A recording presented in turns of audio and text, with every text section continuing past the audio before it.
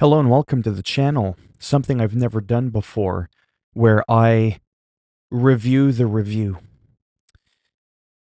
Basically, this is a game I'm excited for, and I'm happy to say that I am going to purchase it despite what I have heard and read.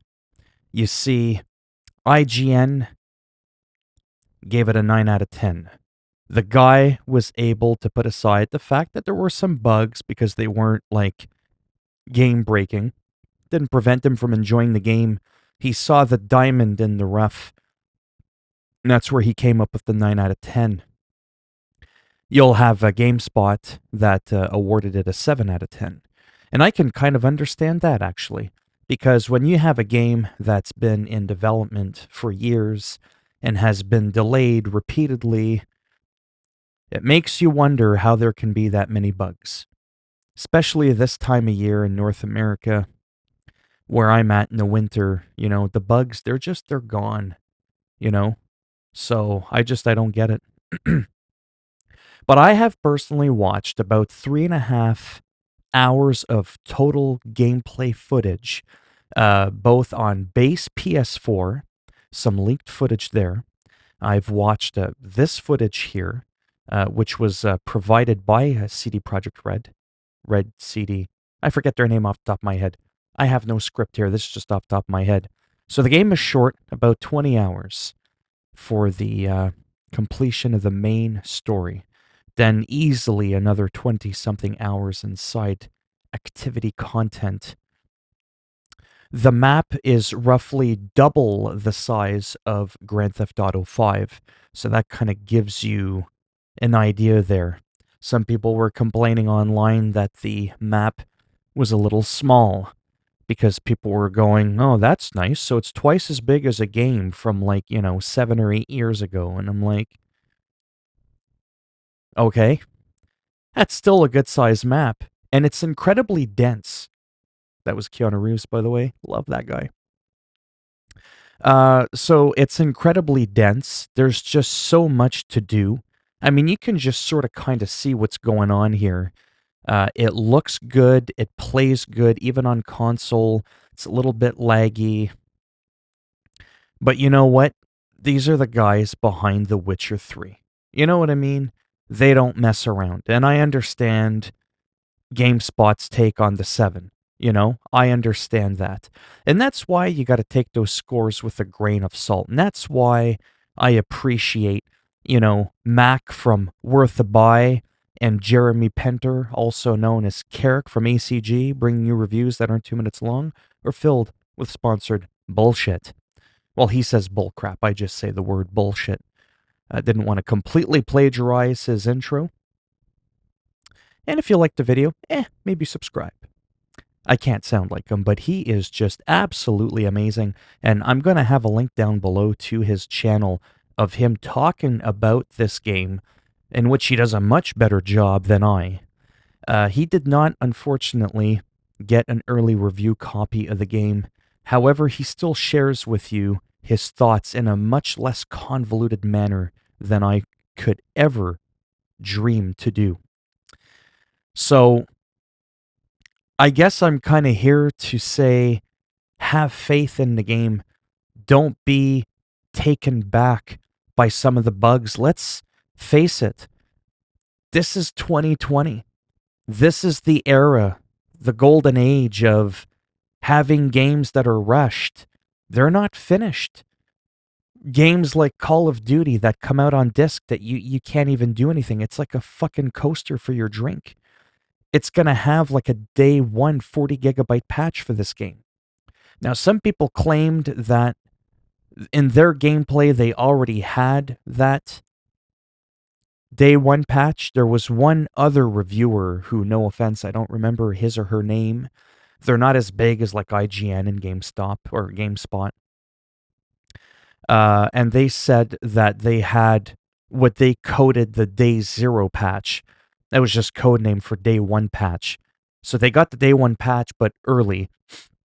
And they were saying that the game was still problematic. I think they did a score of 3 out of 5. And ultimately, if you have a half decent computer, Put the game on low or medium, run it at 30 frames, get it on Steam. You don't like the game? Get a refund. I mean, think about that for a moment. I mean, I'm not trying to be rude, but I'd like to think that sometimes a lot of people don't even think about that. As you could see, the skill tree, I'm kind of like hoping that you just sort of like pick up on what's going on here. The video almost reviews itself here. This is again Project Red's CD Project Red's footage, not actually IGN's footage, though this was the footage they were forced to use, which was another thing that was very interesting. Sometimes when a character dies or there's a significant switch to the plot, maybe you're playing an alternate character, like in something like The Last of Us Part 2, that's a prime example. Sometimes you'll be forced to use a little bit of their footage to kind of fill in the gap for your own review. And I don't do video game reviews, and I think after this video, it's going to be pretty apparent as to why that is. I wouldn't even know where to start. I can't do it. I can figure out a fucking Beethoven song on the piano and the guitar, but don't ask me to review a video game. I don't know how to do it, but I'm so passionate about still ranting about it. And that's why I'm doing this, because, those extra 20 views on my channel are going to matter. Be confident that this is going to work out. I did the same thing with Generation Zero, and I'm glad I stuck by their side. It was a glitchy mess for a good little while, but you've got an amazing team that cares very much about their game. It's like their baby. And it may not have felt like they cared when you first played their game. And I was heavily frustrated and I was angry. But I gave the guys a chance and they saw the game through and they stuck by it and they are just so passionate about it. This is a gaming developer, CD Projekt Red. There we go. CD Projekt Red. Like I even need to explain who these guys are, like I said. It's going to be fine. You can sort of kind of take my word for it only because I have visually seen, like I said, from different people of footage that you can't really see unless you really go sneaking around on the internet. And I watched people cruising around, doing a little bit of the story. It's just fine. It really is. Is it a 10 out of 10? It might be, for me. I don't like doing that type of score. I just like the whole, is it worth a buy or not, like Mac does from Worth a Buy. He's also pretty funny, and I very much enjoy his content. I might put a link down below to him. He's another video game reviewer that I think is underrated, underappreciated, and he does not kiss ass to the devs. He never gets keys. I mean, he does sometimes, but he can be very critical, and he's not shy to share that with you. And as a result, he oftentimes never gets early review keys because of that. But yeah, this game, I know I've said this before with like, oh, Watch Dogs Legion, oh, Spider-Man Miles Morales, oh, Assassin's Creed Valhalla, la la. This is it. The verdict as it just popped up. This is it. I think for me, having seen the footage that I've seen, having read and heard the reviews I've heard and read, I think this is going to be a game that we remember. I think it's going to eventually be like a GTA 5, like a Red Dead Redemption 2, like a Fallout, a Witcher 3. It's going to be up there. It's probably going to take a solid half a year and to get it to where maybe people feel it's an amazing 9 out of 10. And again, this is just this guy's opinion, That brings me to my other point. Why are people getting so bent out of shape with the scores? Oh my God. IGN gave it a 9. They're kissing their ass. Oh my God, they trashed the game. GameStop Spot. I always get their name mixed up. They gave it a 7. 7 is a good game. Doesn't have to be, oh my God, amazing right out of the gate. They saw things differently. This guy here didn't choose to judge the game on things that are practically insignificant in that it doesn't hinder your enjoyment of the game and having 100% faith. As he also said, these are the guys behind The Witcher 3. Come on. It's going to be heavily supported. And that is the absolute truth. Everybody knows that. You can do your research on these guys. They're not a fly-by-night company here. So he took that into consideration and said, we're just going to let that pass. Because aside from the bugs, which can be fixed, how is the rest of that game? And he said it. It's amazing. And I fully agree with him. I fully agree with him on that. 8 or a 9. If you must hear my shitty opinion, that doesn't matter. I would myself give it that. But I also understand the criticalness of giving it a 7. I mentioned that earlier. And overall on Metacritic, I think it's been given like a 91 overall by users. And we all know how people can be on that platform, very critical. Well, 91 or 92-ish, that's a really good number.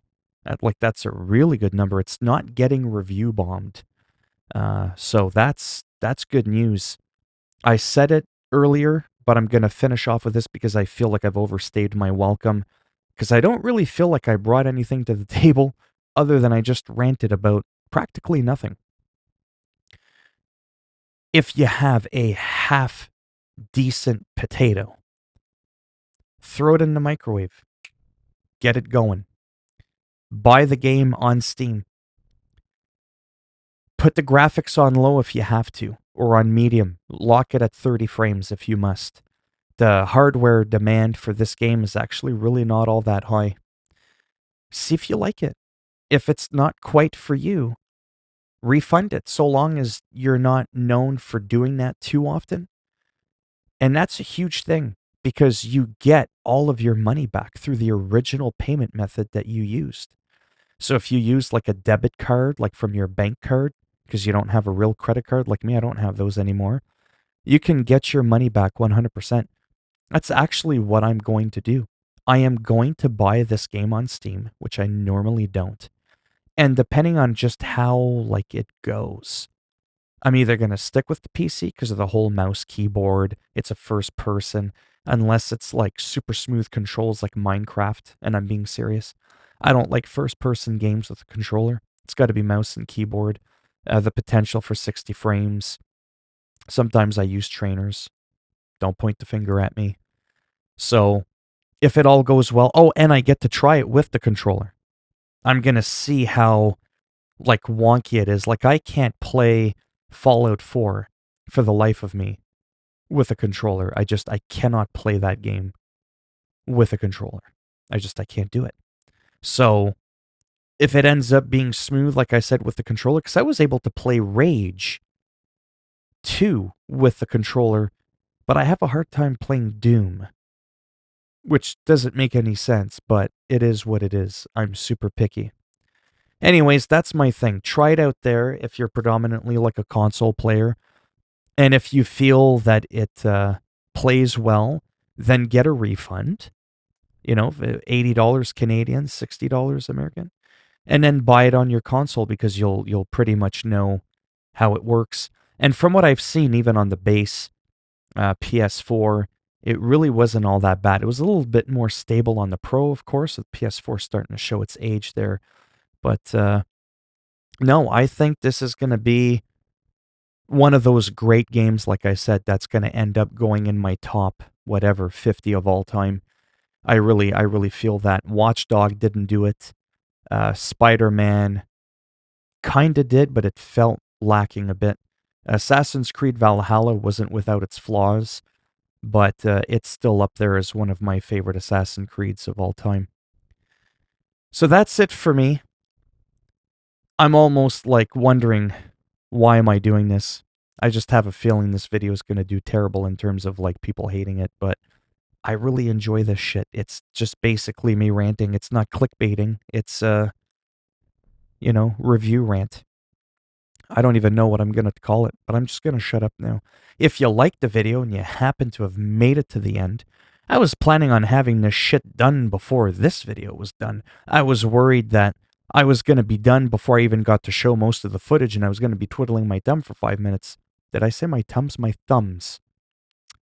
That's not the case. I should have almost just re-looped the fucking video. Take care. If you want to subscribe, that would obviously be well appreciated, but if not, thanks for stopping by anyways. Hopefully I'll see at least some of you in the next video. And yes, when the game releases, you can bet your ass I'm going to town. I'm going to live stream this bitch. I'm going to upload footage up the wazoo. If I had the extra money, which I unfortunately don't, I would buy the game on PS4 Pro and PC, and I would do like a side-by-side comparison for you guys to kind of help you decide what platform maybe might be the best to play this game on. But anyways, that's it for me. I shall hopefully see you around. Bye for now.